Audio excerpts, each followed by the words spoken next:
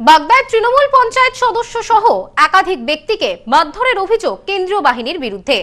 গোটা ঘটনাকে ঘিরে দেখা দিয়েছে রাজনৈতিক তরজা। অঞ্জলি সিল্ক এখন আমাদের দুটি শোরুম হাবড়া ও বনগাঁতে। চৈত্র সেল উপলক্ষে দুটি শোরুমেই কেনাকাটার উপর রয়েছে 5 to 50% ডিসকাউন্ট। ফোন 7044447885। বাগদা বিধানসভা এলাকায় ভোট গ্রহণের দিন কেন্দ্রীয় বাহিনীর বিরুদ্ধে তৃণমূল কংগ্রেসের পঞ্চায়েত সদস্য সহ একাধিক ব্যক্তিকে মারধরের অভিযোগ ঘিরে ব্যাপক উত্তেজনা ছড়ায়। ঘটনাটি ঘটেছে আশারু গ্রাম পঞ্চায়েতের 224 নম্বর বুথ এলাকার হামকুড়ো গ্রামে। অভিযোগ, আশারু গ্রাম পঞ্চায়েতের তৃণমূল সদস্য শৈলেন মণ্ডল বুথ থেকে প্রায় 200 মিটার দূরে একটি বাড়িতে বসেছিলেন।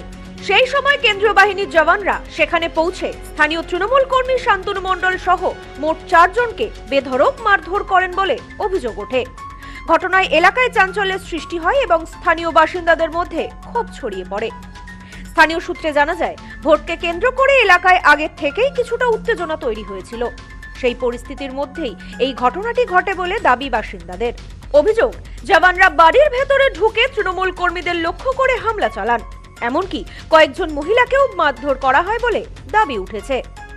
মিনিট 10 আগে একটা ছেলে তার মাকে নিয়ে গেছিল ভোট দিতে, অতি বৃদ্ধ মানুষ, তার অ্যালাউ করেনি, সে একটু চেঁচামেচি করেছিল। একটু আমরা বসেছিলাম 100-150 মিটার দূরে একটা বাড়িতে বসেছিলাম, সেই বাড়িওয়ালার সাথে কথাবার্তা বলছিলাম। আর সঙ্গে এই ছেলেটাও আমার সাথে ছিল, আর একটা দাদা আমার থেকে বয়স্ক, আমার সঙ্গে 3 জন আমরা বসেছিলাম। দেখলাম সিআরপিএফ নামলো, লোকজন ওখান থেকে লাইন থেকে লোকজন ভয়ে পালিয়ে যাচ্ছে তাদের মুড দেখে। আমরা বাড়িতেই চুপচাপ বসে আছি।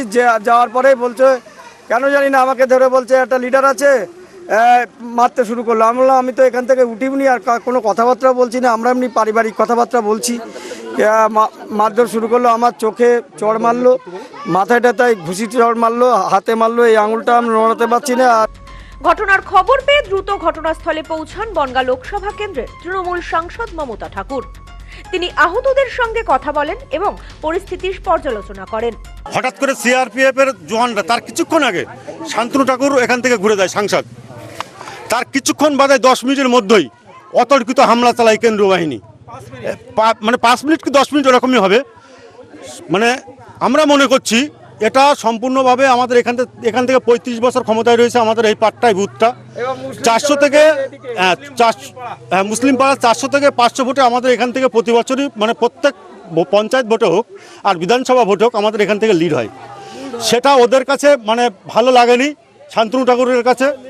তার ইন্ধনে আমি মনে করি এই হামলাটা অতর্কিত হবে আমাদের পরে। কেন এই হামলাটা পরিকল্পিত হবে? সাংসদ অভিযোগ করেন, পরিকল্পিতভাবে তৃণমূল কর্মীদের নিশানা করে এই হামলা চালানো হয়েছে। মমতা ঠাকুর বলেন, মহিলাদের পর্যন্ত মারধর করা হয়েছে, বেছে বেছে তৃণমূল কর্মীদের ওপর হামলা হয়েছে। এই ঘটনায় আমরা নির্বাচন কমিশনের কাছে লিখিত অভিযোগ জানাবো। বুথ কত দূরে? ওখান থেকে 100 মিটারের অনেক দূরে বুথ। ওরা বাড়ির ভিতরে এখানে বসেছিল মেম্বার, আর এখানে এর ভিতরে শান্তনু ঠাকুর 5 মিনিট আসে ঘুরে চলে গেছে। যাওয়ার পরেই এখানে সেন্ট্রাল ফোর্স এসেই একেবারে সঙ্গে সঙ্গে মেম্বার ছিল এখানে বসে, তার বুকের বন্দুক ঠেকিয়ে তারপর এদের মারধর করেছে, চোখে লেগেছে। মেয়েরা যে বাড়িতে এসে ওদের ওই সেন্ট্রাল ফোর্সে হাত পা ধরেছে, যে মারধর করে না, ওদের কাপড় ছিঁড়ে মানে চুলির মুঠ ধরে ফেলে দিয়ে তারপর মারধর করে ঘরের ভিতরে যে ওরা পালিয়েছে সেখানে চেয়ার টেয়ার ভেঙে চুরে তারপর তাদেরও মারধর করেছে। ঘটনায় পাল্টা প্রতিক্রিয়া দিয়েছেন শান্তনু ঠাকুর। তিনি অভিযোগ তুলেছেন মমতা ঠাকুরের বিরুদ্ধে। বলেন, ওখানে ভোট লুট করা হচ্ছিল, তাই কেন্দ্রীয় বাহিনী ব্যবস্থা নিয়েছে। जिसके कारण सेंट्रल फोर्स ने सबको भगाया। सेंट्रल फोर्स का तो काम है यही, 100 मीटर के अंदर गैदरिंग करके वोट लूट करना, आदमी को प्रोवोक करवाना, ये सब हो रहा था उधर, इसीलिए किए हैं। शांतनु ठाकुर क्या करेगा उधर? 2021 में ऐसे वोट लूट किया था ममता ठाकुर और सब तृणमूल कांग्रेस मिल के, वो काम इस बार नहीं होगा। ঘটনাকে কেন্দ্র করে রাজনৈতিক চাপানুতর শুরু হয়েছে। যদিও কেন্দ্রীয় বাহিনীর পক্ষ থেকে এই অভিযোগের বিষয়ে এখনো আনুষ্ঠানিকভাবে কোনো প্রতিক্রিয়া পাওয়া যায়নি। নির্বাচন কমিশন বিষয়টি খতিয়ে দেখছে বলে প্রশাসনিক সূত্রে জানা গিয়েছে। ব্যুরো রিপোর্ট, নিউজ নোম্যান্সল্যান্ড, বাগদা। নিউ মায়ের আশীর্বাদ guest house and community hall সম্পূর্ণ শীততাপ নিয়ন্ত্রিত।